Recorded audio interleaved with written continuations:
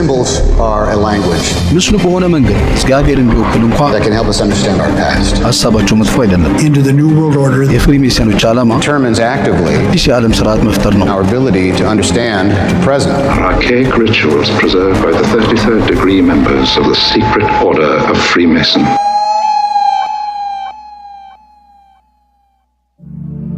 እጅግ ታዋቂው የምድራችን መገበያያ ነው። የማያውቀው የሌለ እስኪመስል የማይለየው የማይኖር እስኪመስል ድረስ ታዋቂ የሆነ መገበያያ ነው። ዛሬ ላይ ብቻ ሳይሆን በታሪክም የእርሱን ያህል በብዙ ሰው የታወቀ መገበያያ ኖሮ አያውቅም ነው የሚባለው።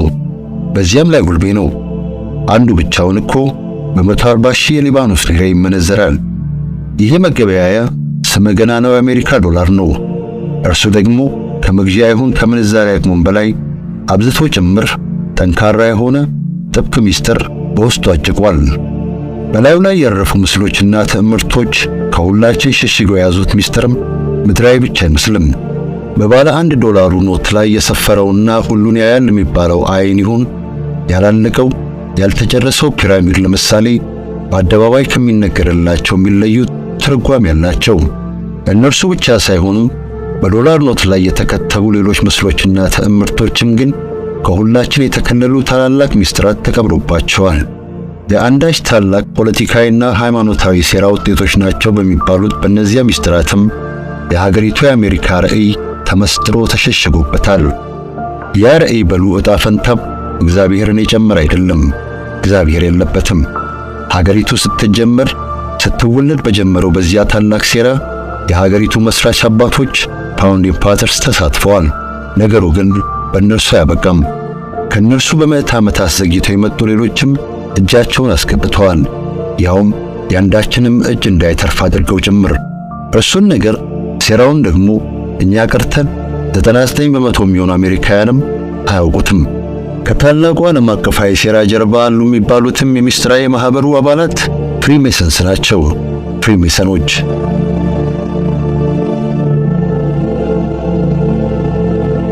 ሰላም ቤተሰቦች እንደምን ሰነበታችሁ? ከሁላችን አፍንጫ ስር ተቀምጦ ከሁላችን ተከልሏል ስለሚባለው ዓለም አቀፋዊ ሴራ ላወጋችሁ ነው። አብራችሁን ቆዩ። ይኸው ጋበዝኩ።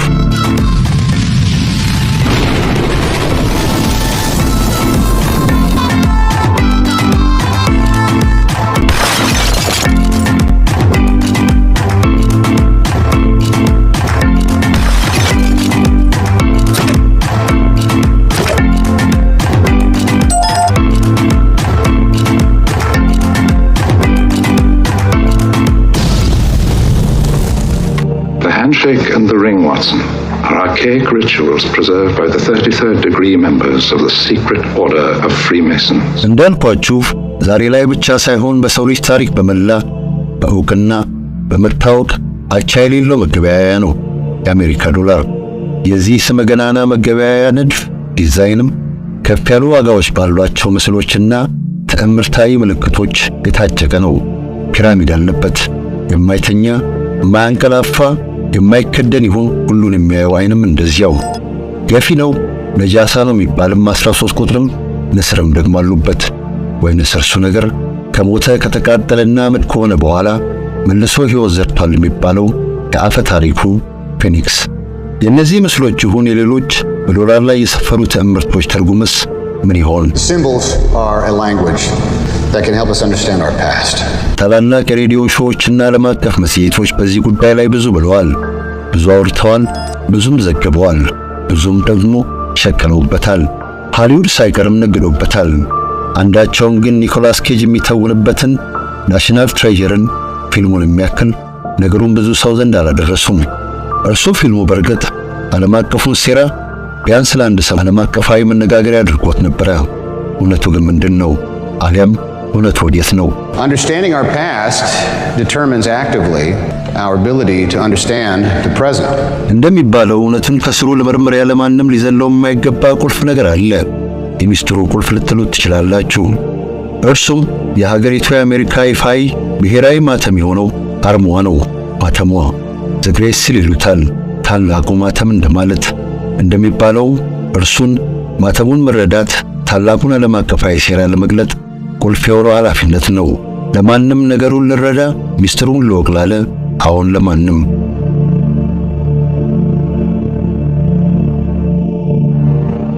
ለበርካታ አሜሪካውያን ታላቁን ማተብ ሲያስቡ ቀድሞ የሚመጣላቸው የፊት ገጹ ነው፣ የፊት ለፊት ገጽታው። በዚያ የፊት ገጽታው ላይ አዎን ንስሩ አለ። በአንድ እጁ በሉ ጥፍሩ የወይራ ዝንጣፊ፣ በሌላኛው ቀስቶች የያዘው ንስር። ወይራ ዝንጣፊው ላይ ያሉት ቅጠሎች 13 ናቸው፣ ቀስቶቹም ደግሞ 13። አሁንም በርካታ አሜሪካውያን አርማቸው ብለው የተቀበሉትም ግን እርሱን ነው። ማተሙ ግን ባለ ሁለት ፊት ነው፣ ባለ ሁለት ገጽታ እንደ ሳንቲም ያለ። ብዙ ሰው በማያውቀው የማተቡ የጀርባ ገጽ ላይ ሁለት ክቦች አሉ። የከበደው ሚስጥር ተቀብሮባቸዋል የሚባሉትም እንግዲህ እነዚያ ክቦች ናቸው። በእነርሱ ውስጥ የሰፈሩ ምስሎችና ትዕምርቶች ደግሞ ከቶውንም አሜሪካዊ አይደሉም፣ ወይም አሜሪካዊ ነገር የላቸውም። ፒራሚድ ለምሳሌ ምኑ አሜሪካዊ ነው? አሜሪካ እኮ ፒራሚድ የላትም። ጥቅሶቹ በሉ መፈክሮቹም የላቲን ናቸው፣ በላቲን ቋንቋ የተጻፉ። እንደ እውነቱ ከሆነ ማተም መጠቀም እርግጥ ነው ለሰው ዘር የቆየ ልማዱ ነው፣ በጣም የቆየ ነባር ልማዱ። ለሚሊኒየሞች በሉ ለሺዎች ዓመታት ሀገሮች፣ ሕዝቦችና ባህሎች የተለያዩ ማህተሞችን ተጠቅመዋል። አለሁ ለማለት ይሆናል፣ የኔ ለማለትም፣ ወይም ደግሞ የኔ ነው ለማለት፣ ማስረጃ ለማረጋገጥ ይሁን ባለቤትነትን ለማሳወቅ አሊያም ደህንነትን ለማስጠበቅም። ቀድሜ ግን ፀሐይ ከማትጠልቅባት ታላቋ ብሪታንያ ነፃ መውጣት ለአዲሲቷ አሜሪካ ቀላል እንዳልነበረ ልንገራችሁ። የነፃነት ዛፍ የሚበቅለው በደም ላይ ነው እንዲሉም ነገሩ ብዙ ትግል ነበረበት፣ ብዙ ደምም አስፈልጎታል። የሀገሪቱ መስራች አባቶች በብዙ መስዋዕትነትና በብዙ ደም ያሳኳትን አዲስ ሀገር የሚገልጽ አርማ የመቅረጹን ኃላፊነት እንደዋዛ አልወሰዱትም።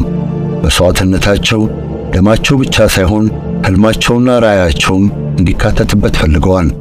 ወደ ሥራው ሲገቡም ወዲያውኑ ነበረ።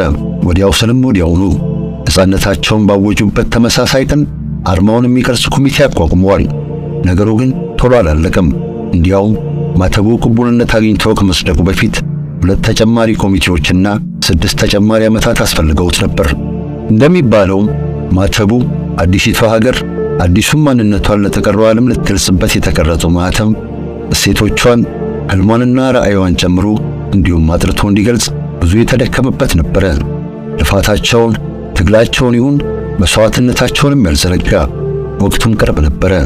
የመረረው ትግል ትዝታም ገና ትኩስ፣ ገና ያልበረደ ይሁን ያልደበዘዘ። እንዲያም ሆኖ ብዙ የታሰበለት ይሁን ብዙ የተደከመለት ማህተም ማነጋገር የጀመረው ወዲያውኑ ነበረ። ውዝግቡ ቀጥለው በመጡ 200 ዓመታት ያልረገበ በሉ ያልቀለለ።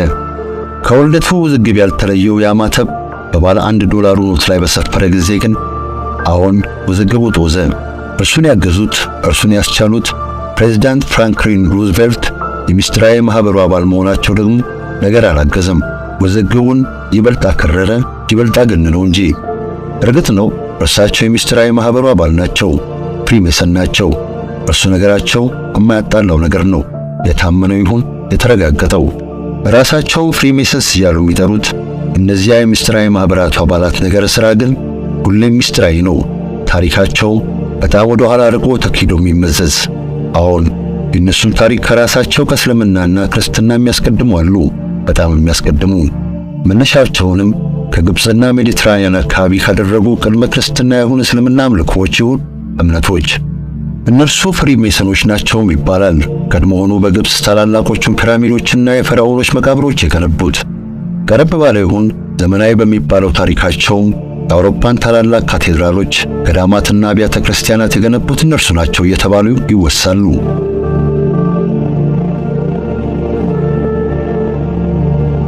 ለእነርሱ ፍሪሜሰኖችም የእጅ ጥበብ የግላቸው ነው። የዛኔው ሚስጥራዊ ማህበራቸውም ግን ከዛሬ ዘመኑ የሙያ ማህበራት ብዙም የሚለይ ነገር አልነበረውም። አባላቱም ሕንፃውን ሐውልት ተካይና ቀራሲያን፣ ግንበኞች በሉ ባለ እጆች ከሰው ዓይንና ጆሮ ርቀውና ተከልለው የሚሰባሰቡት እነዚህ ሚስጥራዊ ማህበራቱ አባላት ሲገናኙ ሌሎች ሰዎች ፊት ይሁን ሌላ ቦታ በማያነሷቸው ርዕሰ ጉዳዮች ሳይቀር በነፃነት ይወያያሉ። ከጥንታውያን ግብፃውያን የተወረሱ ናቸው የሚባሉ የአምልኮ ሥርዓቶችንም ይፈጽማሉ። እንዲያ ሲያደርጉም በነፍሳቸው ቆርጠው ጭምር፣ በተለይ ኋላ ላይ። በእርግጥም ደግሞ ክርስትና የነገሰባት የዛኔው አውሮፓ ለእንደነሱ ያሉ አፈንጋጮች ቅጣቷ ከባድ ነበረ፣ የመረረም ጭምር። ትጠብስና ትዘለዘል ነበር እኮ ነው የሚባለው። ቀድሜ እንዳልኩትም በተለይ ኋላ ላይ ሚስጥራዊ ማህበራቱ ቀስ በቀስ አድማሳቸውን ማስፋት ያዙ። አባላት መብዛትም እንደዚያው።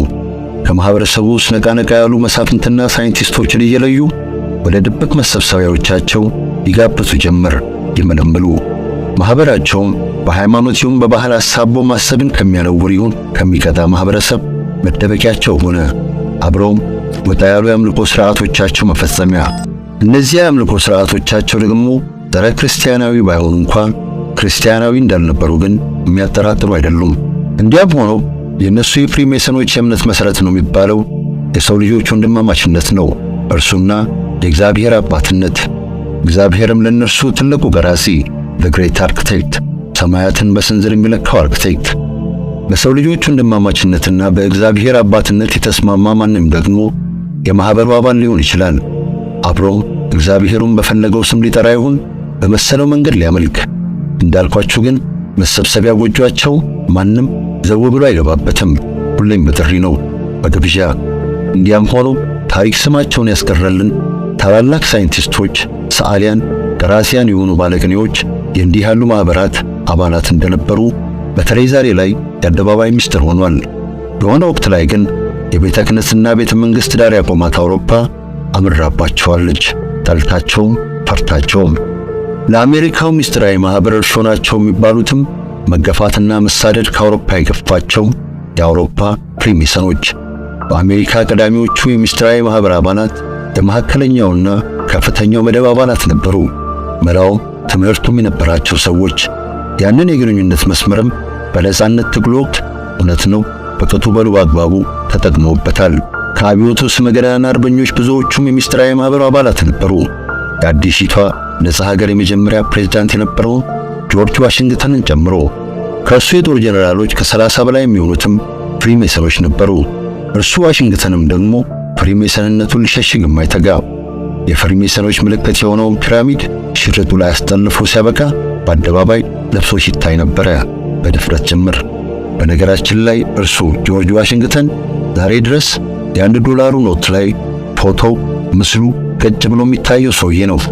ለነገሩ የዶላር ኖቶች በመላ በሞቱ ፕሬዝዳንቶቻቸው ፎቶዎች የተሞሉ ናቸው። አብርሃም ሊንከን $5 ላይ አለ። ፍሪሜሰን ነው ተብሎ በሰፊው የሚታመው ፍራንክሊን ቤንጃሚን ፍራንክሊን $100 ላይ። ያላለቀውን ፒራሚድ ጀምሮ ሚስጥራቱ የተሸጎጡበት የታላቁ ማተም የጀርባ ገጽ ግን አሁን ለረጅም ጊዜ ተከልሎ ኖሯል። በየትኛውም ቦታ ምንም አይነት ግልጋሎት ሳይሰጥ ለ160 ዓመታት ገደማ። ለመጀመሪያ ጊዜ ሥራ ላይ የዋለው የዶላር ኖት ላይ የሰፈረ ጊዜ እንደ አውሮፓውያን አቆጣጠር በ1935 ዓመተ ምህረት። ዓለም አቀፋዊ ሴራውን ቀድሞውኑ አደባባይ ያወጣው ደግሞ ራሱ ፍሪሜሰን የነበረው የታሪክ ጸሐፊ ማርሊ ቢ ሆል። እርሱ የዛኔ The Secret Destiny of America የሚል ርዕስ ያለው መጽሐፍ ለንባብ አብቅቷል። በዚያ መጽሐፉ ላይ እንዳመነው የአሜሪካ ምስጢራዊ ዕጣ ፈንታ በዶላር ኖቱ ላይ ተደብቆ ተሸሽጎ ተቀምጧል። ጠርጣራዎቹ ቢገነግኑ ነገር ቢበሉና ቢጠረጥሩም ደግሞ ያለ ነገር አይደለም። ዶላር ኖቱ የጀርባ ገጽ ላይ የሰፈሩት ፒራሚዱና አይኑ ከጥርጣሬ መነሻዎቻቸው ሁለቱ። እነርሱ እንደሚሉት ፒራሚዱ የሚወክለው ቤተ መቅደስን ነው። ቤተ መቅደስ ደግሞ የጥበብ ቦታ ነው፣ የአምልኮም ጭምር። ለእነርሱ በተለይ ደግሞ አንድ ቀን ሊመጣ ተስፋ የሚያደርጉት አምላካቸው ማረፊያ፣ ሁሌ ሁሉን የሚያየው አይን ምንጭም የጥንታውያኑ ግብፃውያን ጽሑፍ ሃይሮግሊፊክስ። የፈረስ አይን እየተባለው የሚጠራው የዚህ አይን ምልክትነቱም ሕይወት ራሷ ናት፣ ትንሣኤንም የሚጨምረው ዘላለማዊ ሕይወት።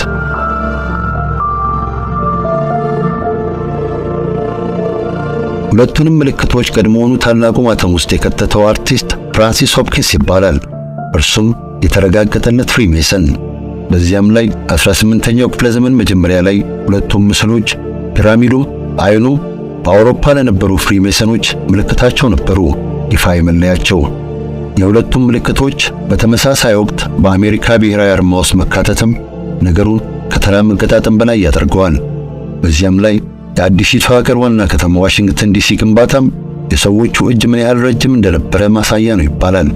እንደሚባለው እነዚያ ሰዎች የከተማዋን ዋና ዋና ሕንፃዎች የገነቡት የጥንታውያኑን ግብፃውያን የሥነ ሕንፃ ፍልስፍና ተጠቅመው፣ እርሱኛው ፍልስፍና ደግሞ ስነ አካል ቁስን ከመንፈስ ጋር የሚገምድ ነው።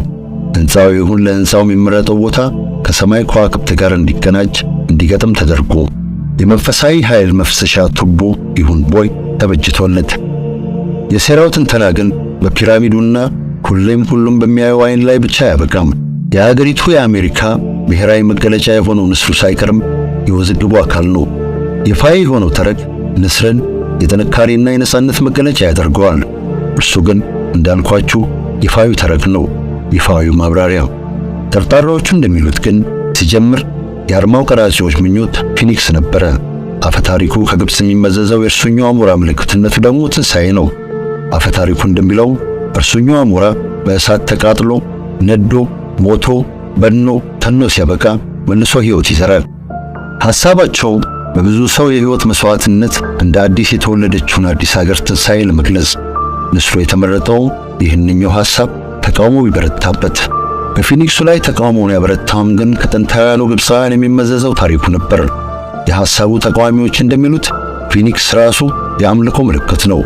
ግብፃውያኑ የፀሐይ አምላክ የሚሉት አመን-ራህ ምልክት። በንስሩ አናት ላይ ሰፍረው የሚታዩት 13 ከዋክብትም ግን ሁላችን አፍንጫ ስር የከለሉት ምስጢር አለ። ከዋክብቱን በመስመር ብናገናኝም ከምስጢራቸው ጀርባ ያሉትን ሜሰኖች እናገኛለን። ፈረንጆቹ አናግራም የሚሉት ነገር አላቸው። ቃላትን አመሳቅሎ በማስቀመጥ ነገር በመስጠር ነው። ነገሩ በመላው ዓለምና በብዙ ባህሎች በተወደደን ሊገልጽ ነጃሳ ተደርጎ የሚቆጠረው የ13 ቁጥር ጉዳይም ግን አለ። 13 ኮከቦች፣ 13 ቅጠሎች፣ 13 ቀስቶችና በጋሻው ላይ ያሉት 13 መስመሮች ጉዳይ እነርሱም አነጋጋሪ ናቸው። ራሳቸው ሜሰኖቹ እንደሚያምኑትም የ13 ቁጥር ምልክትነቱ የሞት ነው። እነርሱ ጨምረው እንደሚያምኑት ግን ሞት የሕይወት መጨረሻው አይደለም፣ የሌላ ሕይወት መጀመሪያም እንጂ። እናም 13 ቁጥር ምልክትነቱ የሞት ብቻ ሳይሆን የዳግም ልደትም ነው፣ የትንሣኤም፣ የአሮጌው ሞት፣ የአዲሱ ውልደት። በዚያም ላይ አሜሪካን የመሰረቱት የመጀመሪያዎቹ ግዛቶች ቁጥርም 13 ነበረ።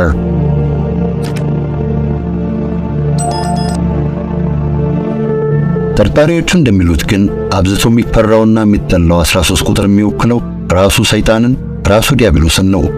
ከዚያ ይልቅም የንስሩ ላባዎች ቁጥር የበለጠ ሊያነጋግር የተገባ ነው ይባላል። 33 ቁጥር ለሜሰኖች የተለየ መልእክት አለው። ዋና መስሪያ ቤቱን ዋሽንግተን ዲሲ ያደረገው 33 ዲግሪ ምክር ቤት ደግሞ የፍሪሜሰኖች የመጨረሻው ላዕላይ መዋቅር ነው። በአሜሪካ ብቻም ሳይሆን በመላው ዓለም ንጉሥ የሚሾም የሚቀባ፣ ያሻውን ደግሞ የሚያወር የምድራችን ገዢ ኃይል፣ የምድራችን ገዢ ስብስብ፣ የምድራችን ገዢ ቡድን።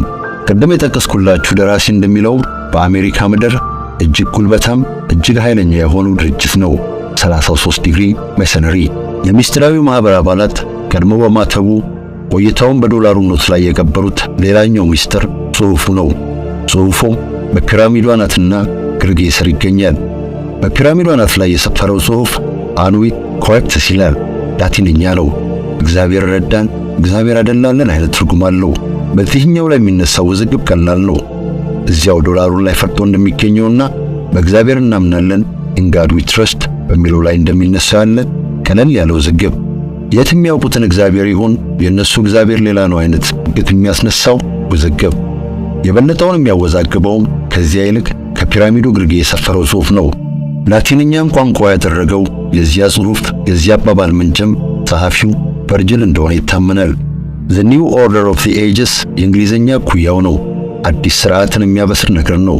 ለአዲስ ዘመን የዘውዳዊዋ ብሪታንያ ቅኝ የነበረች ሀገር ነጻ ወጥታ ሪፐብሊክ ስትሆንና እርሱን ነገር ስትዘምርም ነገሩ ሊያወዛግብ አልተገባ። በነገራችን ላይ ሪፐብሊክ የሕዝቦች ውክልና የተረጋገጠበት መንግሥት ነው። አያቴ ከሌናቸው ይሁን ጳጳሱ ቀቡኝ ብሎ ንጉሥ የማይኮንበት ሥርዓተ መንግሥት። የፍሪሜሰኖች ዓላማ አዲስ የዓለም ሥርዓት መፍጠር ነው። የአሜሪካ ሕዝብ እንደ እውነቱ ከሆነም የዓለም ሕዝብ በመላ በጉዳዩ ላይ ድምፅ አይኖረውም።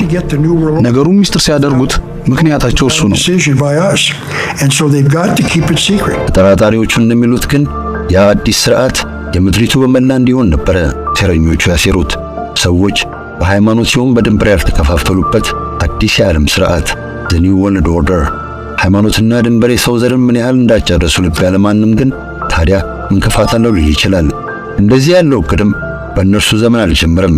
ታላቁ እስክንድር አሌክዛንደር ዘግሬት ራሱ ከእነርሱ በሺዎች ዓመታት ቀድሞ እንደዛች ያለች ዓለም ተመኝተው ያውቃሉ? ይህች ዓለም አንድ ሆና በአንድ ሰው ብትመራ ለሁሉ የተሻለች ትሆናለች ነበርም የአሌክዛንደር እምነቱ። በእርግጥም አንድ ሰማይ፣ አንድ ኮርኒስ ተጋርተው አንድ አየር እየተነፈሱ የሚኖሩባትን የጋራ ቤታችንን ምድሪቱን 80 ቦታ በጣጥቆ 80 ቦታ አጥር መትከልን ምን የሚሉት ነገር ነው? የምነግራችሁ እሱኛውን ነገር የልጅ ልጆቻችን ባያፍሩበት ይስቁበታል። በነገራችን ላይ እርሱ ነገርን አንድ ዓለምን ከአሌክዛንደር በኋላም ብዙዎች ሞክረውታል። ሳይሳካላቸውም የሰዎችን እኩልነት መርሆቻቸው ባያደርጉ ወረው ሲያበቁ እኮ ሁለተኛ ዜጋ ሊያደርጉ ነበር ምኞታቸው። ስንቀጥል ግን አሁን ጨዋታችንን ስንቀጥል ጠርጣራዎቹ ዓለም አንድ የምትሆንበትን ያን አዲስ የዓለም ሥርዓት ቢጠሉት ይሁን ቢፈሩት ምክንያታቸው ያ ሥርዓት እግዚአብሔርን አይጨምርም፣ እዚያ ሥርዓት ውስጥ እግዚአብሔር የለበትም ቢሉ ነው።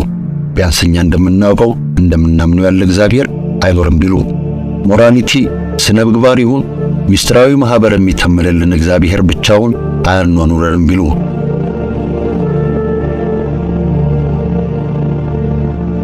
ለአንድ አፍታ ግን እርሱን ጨምረን ሁሉ ስጋታቸውን ተራ ስጋት ነው እንበል። ምክንያት የጎደለው ስጋት፣ ሁሉ ነገርም ተራ አጋጣሚ ይሁን ተራ ግጥጥሞች እንደ 13ቱ መስራች ግዛቶችና ፒራሚዱ አናት ላይ ተሰቅለው እንደምናያቸው 13ቱ ከዋክብት ተገጣጥመው እንደ ንስሩም በከባድ ምጥ የተወለደችው አዲስ ሀገር ለተቀረው ዓለም ልትነግረው ልታሳይ የፈለገችው ማንነት ምስል እንደ ንስር ከመከራ ከችግር ከደመና በላይ ዙሪያውን ከከበበ ደመና በላይ የማትታየውን የቀዘቀዘችውን ይሁን የበረደችውን መውጣቷ ግን የማይቀረውን ሞቃቷን ብርሃናማዋን ፀሐይቱን የምትናፍቀውን ልጅ እግርና ጠንካራ በዚያም ላይ ተስፈኛ ሀገር ሊገልጹበት ከነበረስ በንስር በዚያ በግርማ ሞገሳማው ንስር ያላለቀው ያልተጨረሰው ፒራሚድም እየተሰራች እየተገነባች ያለች ግንባታዋ ያላለቀላት ጠንካራ ሀገር መግለጫ። ፒራሚዶች ደግሞ በእርግጥም ጠንካራ ናቸው። ክፍለ ዘመናትንና ሰው ሰራሽ የሆኑ ተፈጥሮ አመጣሽ መከራዎችን ተሻግረው አልፈው አሁን ድረስ ቆመው መገኘት የቻሉ ጠንካሮች፣ አንገት ሊያስደፉ አረጨረሶ ሊያጠፉ ይችሉ የነበሩ ስንት ፈተናዎችን አልፈው ቆመው መገኘት የቻሉ ጠንካሮች። ብዙ ቄሳሮች ነበሩ፣ ብዙ ቄሳሮች አልፈዋል። ጎበዝ አዋጊዎችም ነበሩ፣ ናፖሊዮንን ይሁን የኛኑ ቴዲን የመሳሰሉ። ጎበዝ ነጋዴዎችም፣ ጎበዝ ገበሬዎችም፣ ጎበዝ ተማሪዎችም ነበሩ። ሁሉም ግን አልፈዋል። ፒራሚዶቹ ግን እንደቆሙ አሉ። ወደ ሰማይ ወደ ፀሐይቱ ወደ ብርሃኗ እንዳንጋጠጡ ደረታቸውን ነፍተው በኩራት።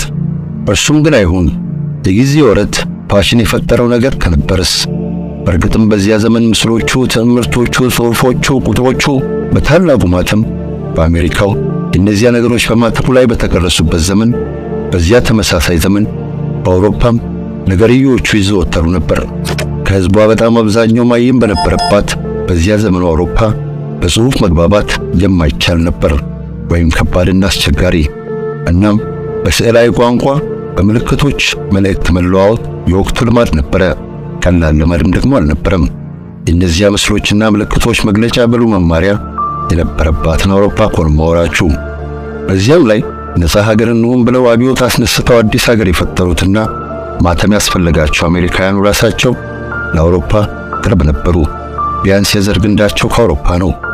ሴራውን ጥርጣሬውን ሁሉ ውድቅ የሚያደርጉ እንደሰማችሁት ለሁሉ ማብራሪያ ያላቸው ፒራሚዱ አናት ላይ ላለው አይን ሁሉ እነርሱ እንደሚሉትም ሁሉን ሁሌ ማየት በአንዴ ሁሉም ቦታ መገኘት የሚችል ምሉ በኩሉ የሆነ ከእግዚአብሔር በቀር ማንም የለም።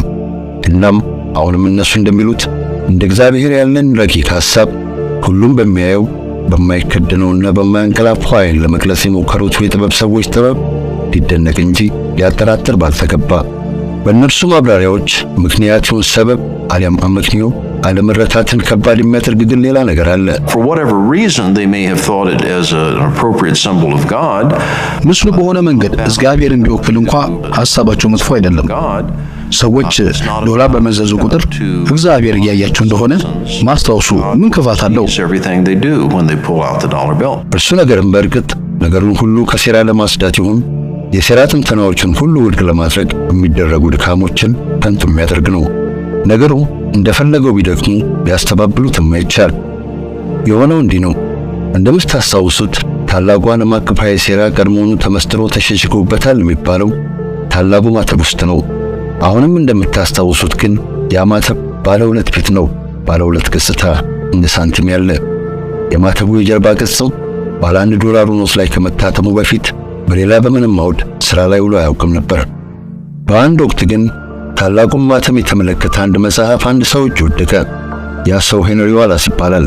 ነገሩ ሲሆን አርማው $1 ኖት ላይ ሲሰፍር የአሜሪካ የግብርና ሚኒስትር ነበረ። ኋላ ላይ ቆይቶ እውነት ነው ሰውየው የአሜሪካ ፕሬዝዳንትም ለመሆን ችሎ ነበር። እንደሚባለው ዋላስ ማተቡ ጀርባ ላይ የነበሩትን ምስሎች እንዳየ ተደንቋል። በዚያም ላይ እርሱ የሩሲያዊው ሰዓሊና መንፈሳዊ ሰው ኒኮላስ ዋሪክ ደቀ መዝሙር ነው። ሲጠራው እንኳ መምህር የሚል። እርሱ ዋሪክ ደግሞ የተዋጣለት ሰዓሊ ሆኖ ሲያበቃ እድሜውን ያባጀው ከሀገር ሀገር እየተንከራተተ ነበረ። እርሱ ሲያደርግም ክርስቶስ ረግጧቸዋል ያላቸውን ሀገሮችና ረማምዶባቸው ነበር ያላቸውን መንገዶች እየመረጠ እንዲያ ሲያደርግም ኢየሱስ ተመልሶ የሚመጣበትን ጊዜ በተመለከተ ፍንጭ ባገኝ ብሎ ወቅቱ ደግሞ በአሜሪካ ግሬት ዲፕሬሽን የሚባለው ታላቅ የኢኮኖሚ ድቀት የደረሰበት ነበረ። ፕሬዝዳንት ሩዝቬልትም እርሱ መዋጊ ያሉትን ታላቅ የተሃድሶ ፕሮግራም ጀምረዋል። የፕሮግራማቸውን የእቅዳቸውን ስምም ዘ ኒው ዲል ብለውታል፣ አዲሱ ውል እንደማለት። ማተሙ ላይ የሰፈረው አዲስ የዓለም ሥርዓትና የእርሳቸው አዲሱ ውል ለዋላስ ተገጣጥሞለታል። እርሱ የታየውን ለሩዝቬልት ሲነግራቸው የታላቁ ማተብ ጀርባው ሳንቲም ላይ እንዲቀረጽ በማሰብ ነበር። እርሳቸው ናቸው የማተሙ ሁለቱም ገጾች በዶላር ኖቱ ላይ ይሰፍሩ ዘንድ የወሰኑት።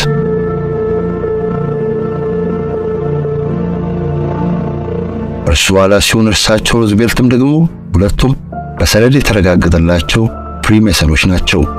በነገራችን ላይ ሁለቱ ብቻ ሳይሆኑ ከአሜሪካ 40 ምናምን ፕሬዝዳንቶችም 14ቱ እንደዛ ያሉ ናቸው፣ ተመሰከረላቸው ሜሰኖች። እርሱኛው ነገርም ራሳቸው ሜሰኖቹ ሳይቀሩ የሚያምኑት ሐቅ ነው። ግጥምጥሞሹንም በተመለከተ ቢያንስ የለንበትም አይሉም፣ ብንኖርበት እንኳ ምን ክፋት አለው እንጂ። አበቃው።